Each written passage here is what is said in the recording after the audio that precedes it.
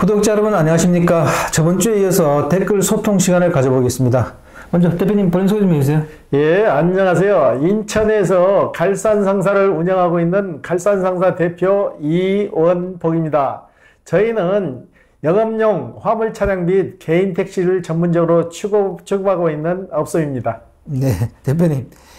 저번에 이제 우리가 첫 댓글 소통 시간을 가졌는데 그때 제가 개인 택시 투기 이러면서 제가 썸네일을 달았거든요. 예. 그 영상에 달린 댓글입니다. 택시 수익성이 높아졌고 예전에 비해 승객들의 수준도 많이 나아졌습니다. 이런 댓글이 달렸거든요. 예. 실제로 이제 이 정도로 수준이 높아졌죠? 그러면요. 지금 개인 택시를 정년 퇴임하셔서 오시는 분들이 많이 유입이 되잖아요. 네. 이분들이 퀄리티가 얼마나 좋은 거니 대학 교수 출신도 있고 학교 교장 선생님도 있고 은행 지점장, 그 다음에 관공서 장으로 있던 분, 대기업체 임원으로 계시던 분들, 이분들이 많이 유입되면서 그만큼 택시 기사님들의 수준이 많이 높아졌다는 얘기죠. 네네. 지금은 자연스럽게 물갈이가 되고 있잖아요. 전에 하시던 분들은 나이가 드셔서 점점 빠져나가고 새로운 신진 세력으로 들어오다 보니까 퀄리티가 좋아질 수밖에 없는 거죠. 그리고 개인 택시 승객들 분들도 옛날 같지가 않아요. 옛날에는 개인 택시 타셔가지고 욕짓거리도 하고 기사분 동의도 없이 담배도 피고 그랬는데 지금은 그런 분들이 없잖아요. 지금 그러고 콜을 받아서 가면 콜 시스템으로 운영되기 때문에 승객분이나 기사분이나 다 그만큼 좋아졌다고 보는 거죠. 네. 이 댓글은 대표님을 직접적으로 칭찬하는 댓글이에요. 갈산상사 대표님 시원시원하네요. 그러면서 이런 댓글이 달렸습니다. 고마운 말씀이신데요. 네. 저희도 최선을 다하려고 열심히는 하는데 미흡한 점이 많이 있으려고 봐요. 그러면은 꼬집어 주시고 댓글 남겨주시면 성심성의껏 답변하겠습니다. 네. 예. 저도 처음 시작할 때보다는 좋아진 것 같아요. 예. 그리고 또 이런 댓글이 달렸는데요. 좋은 컨텐츠 내용인 것 같습니다. 국민과 나라가 불안하고 먹고 살기 힘드니까 개인 택시로 몰리는 기현상이 되는 것 같습니다. 안타까운 현실입니다. 이런 댓글이 달렸습니다. 이것도 지금 우리가 맞닥뜨린 현실이죠. 그렇죠. 그만큼 경제가 불안정하고 그러니까 본인이 투자한 금액에 대해서 보장을 받을 수 있는 직업을 택하다 보니까 지금 그러잖아요. 명퇴에서나 정년퇴직에서 오시는 분 선호도 1위가 개인 택시라는 거예요. 개인 택시가 그만큼 퀄리티가 좋아졌다는 얘기예요. 예. 또 이런 댓글이 달려 있습니다. 어느 직장이든지 인내가 필요합니다. 이런 댓글도 달렸습니다. 모든 일이 좀 인내가 필요하죠. 그렇죠. 개인 택시 같은 경우는 특히 1인 1기업이고 소사장이에요. 어떻게 보면은. 근데 한 번에 돈을 탁 벌어서 들어오는 게 아니고 한 손님을 모셔가지고 그 금액을 맞추는 거예요. 그런데 손님이 기분 나쁘게 했다고 해서 그걸 접어야지, 그걸 마음에 꽁하고 있으면 사고의 원인도 될 수 있는 거예요. 그러니까 긍정적인 마인드를 가지고 개인 택시는 하셔야 되는 거예요. 예. 또 이건 진짜로 질문하는 내용인데요. 대폐차인 경우 새로 구입하는 차는 2년 이내 중고차로 구입해도 되는지요? 이런 댓글이 달렸습니다. 예. 법이 바뀌었고 전에는 1년 미만 차량만 대폐차로 해서 가능했는데 지금은 법이 바뀌어가지고 차가 잘 나오다 보니까 2년이 지나지 않은 차량은 개인 택시로 바로 대폐차를 해서 개인 택시로 갈 수가 있습니다. 예. 이건 좀 안 좋은 댓글 같긴 한데 전에 저희들이 이제 찍었던 영상입니다. 자율주행차 등장으로 개인 택시 폭망한다. 이런 썸네일로 저번에 찍었던 영상인데요. 거기에 이런 댓글이 달렸습니다.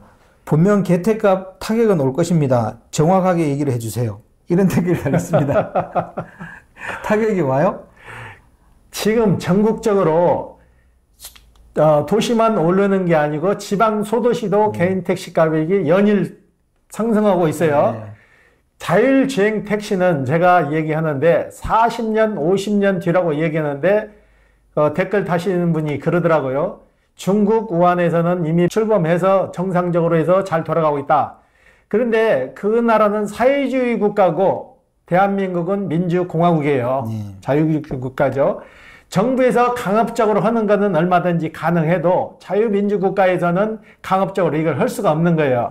주체가, 그리고 지금 이분은 주체 자체를 잘 이해를 못 하시는데 제조사에서 그런 댓글도 봤어요. 제조사에서 수조 원을 들여서 자율주행 택시를 개발하면은 그분들이 갖는 게 아니에요. 이걸 물건을 파는 거지. 네. 근데 그분은 그걸 역으로 생각하시더라고. 자율주행 택시를 제조사에서 수억 원 들여서 개발을 했는데 개인한테 왜 주냐?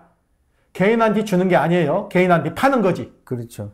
개인한테 팔아가지고 기존에 영업권을 가지고 있는 사람이 그걸 사서 영업을 하는 거지. 제조회사에서 자기네들이 개발비 수조 원 들여서 개발했다고 해서 그 영업권까지 갖는 건 아니에요. 네네. 별개로 생각을 하셔야 되는 거예요. 생산자와 공급자 입장에서 보는 거죠. 네, 맞습니다. 예.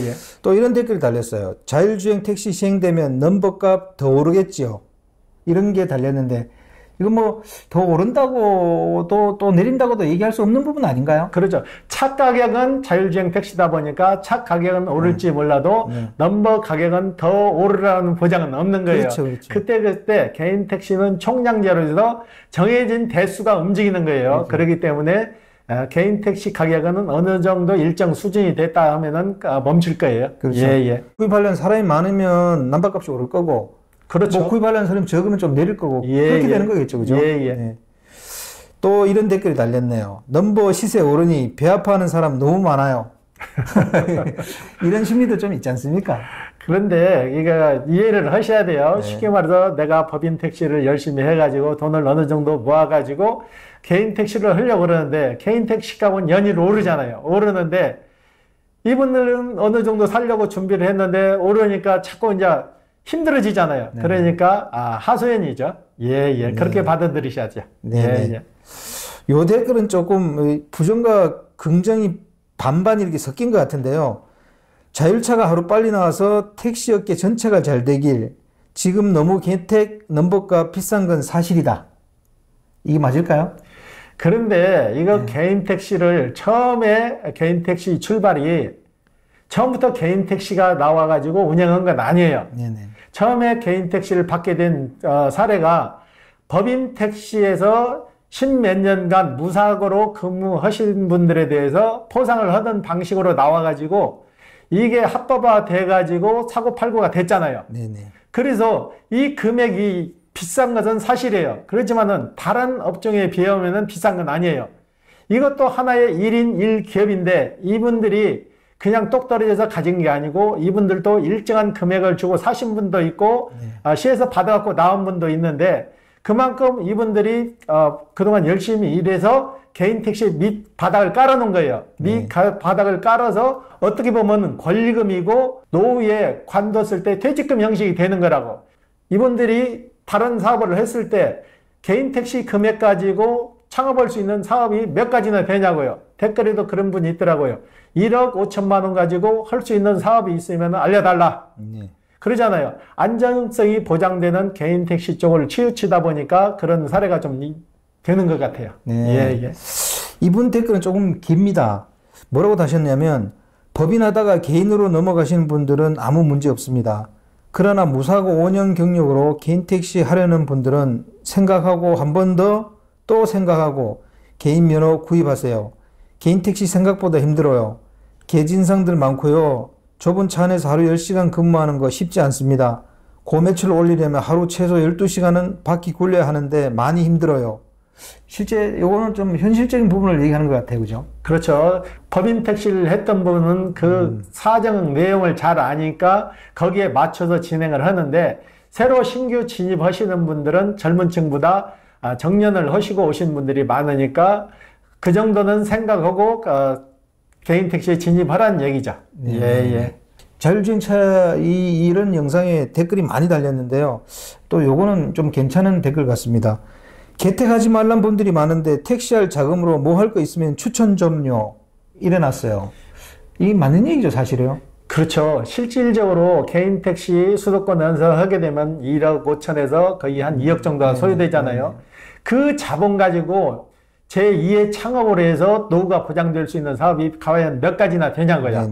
그리고 개인 택시 같은 경우는 본인 혼자만 고생해서 가족을 다 부양할 수가 있잖아요. 그렇지만은 일반 소상공 뭐 해서 점포를 운영하게 되면 온 가족이 다 달라붙어야 돼요. 그러니까 개인 택시 이상 좋은 게 없는 거죠. 프랜차이즈 창업한다 그래도 성공률이 개인 택시하고 비교할 만큼 그런 성공률이 안 되잖아요. 제가 보는 통계로는 제가 어디서 봤는데요. 30%도 프랜차이즈 사업을 해가지고 정착해서 성공한 사례가 30%도 안 된다는 얘기예요. 현상 유지밖에 안 된다는 얘기죠. 예. 프랜차이즈 창업한다 그래도 개인 택시 사는 것보다도 비용이 더 들잖아요. 훨씬 더 들죠. 그리고 보증금, 권리금, 직기 다 해서 안 되면은 이건 다 손해보는 손실이잖아요. 근데 개인 택시는 손실 볼 일이 거의 없다고요. 댓글에도 그런 얘기가 있다고요. 개인 택시 위주로 너무 편의 방송을 한다. 그렇지만 저희 방송은 그 채널 자체가 그 목적이잖아요. 그렇죠. 예. 그러니까 우리는 개인 택시를 아주 장점에 대해서 얘기는 하는데 그렇다고 해서 모두 장점만 얘기하는 건 아니고 단점도 우리가 얘기를 하잖아요. 그러면요. 개인 택시 단점도 분명히 얘기하지만 장점도 많다는 걸 부각을 시키는 거지 편해서 개인 택시 편만 드는 건 아니란 얘기죠. 예. 그렇습니다. 프랜차이즈 하고 싶으면 프랜차이즈 하시면 되고 혹시라도 개인 택시 하고 싶은 분이 있으면 우리 방송을 좀 봐달라 이런 얘기잖아요. 그죠? 그렇죠. 예. 요즘 정말 잘 돼 있는 것 같아요. 유튜브가요. 아니 저희 방송 보시면은 미리 개인 택시에 대해서도 생각해보고 좀 준비도 할 수 있고요. 그렇다고 해서 뭐 돈이 들어가는 게 아니잖아요. 유튜브 그냥 뭐 요즘 다 무료로 다 볼 수 있는 거니까 돈 안 들어가고 또 미래 제2직업도 준비하고 참 좋은 시대인 것 같아요. 그죠? 개인 택시를 저희한테 와서 가끔 계약하고 가시는 분들 얘기가 그 얘기잖아요. 다른 데서 배울 거 없고 유튜브 상으로 배워가지고 개인 택시 시작하려고 왔다 하시는 분들이 거의 절반 이상을 차지하시는 거예요. 그만큼 사전 정보가 많이 나가니까 이분들도 개인 택시 하기 전에 사전 정보를 갖고 오시는 거죠. 예. 대표님. 예. 또 이런 댓글이 달렸습니다. 개인 택시 하지 마세요.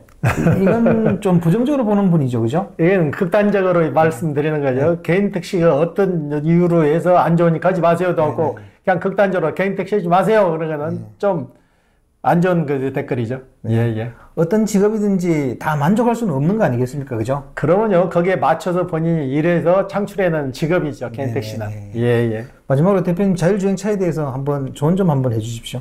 지금 자율주행차는 당장 이루어질 문제가 아니고 몇십 년 후의 일이니까 너무 걱정 안 하셔도 될 것 같습니다. 지금 개인 택시 하시는 분들 굉장히 고생들이 많으신데요. 부재 문제도 그러잖아요. 부재 문제도 금방 될 것 같이 얘기했는데 제가 말씀드렸잖아요. 부재는 절대 도입되지 않는다. 그러니까 안심 놓고 일하라니까 지금 부재 도입되는 거 끝났잖아요. 절대 부재 도입 안 되고 자율주행 택시도 바로 되는 게 아니고 40년, 50년 뒤의 일이니까 너무 걱정하지 마시고 현업에 열심히 근무하시면서 안전 운전이 우리 기사님들 돈 버는 방법입니다. 건강 잘 챙기시고 추석 명절 잘 보내십시오. 네, 오늘 인터뷰 감사합니다. 예. 네, 구독자 여러분, 자율주행차 여기에 대해서 찬반 양론이 많은 것 같습니다. 근데 개인 택시를 하시려는 분들이나 하고 있는 분들이 여기에 대해서 불안해할 필요가 없습니다. 버스라든지 더 쉬운 부분이 자율주행이 되고 나서 그 다음 택시로 넘어와야 됩니다. 노선만 운행하는 버스가 더 자율주행을 하기 쉽지 어떻게 불규칙하게 운행하는 개인 택시나 택시가 어떻게 자율주행을 하기가 더 쉽겠습니까? 그러니까 버스가 다 자율주행하고 나서 그때 보고 나서 생각하셔도 늦지 않다고 생각합니다. 자, 다음 주에 또 구독자 여러분 찾아뵙겠습니다. 안녕히 계십시오. 호호 아지였습니다.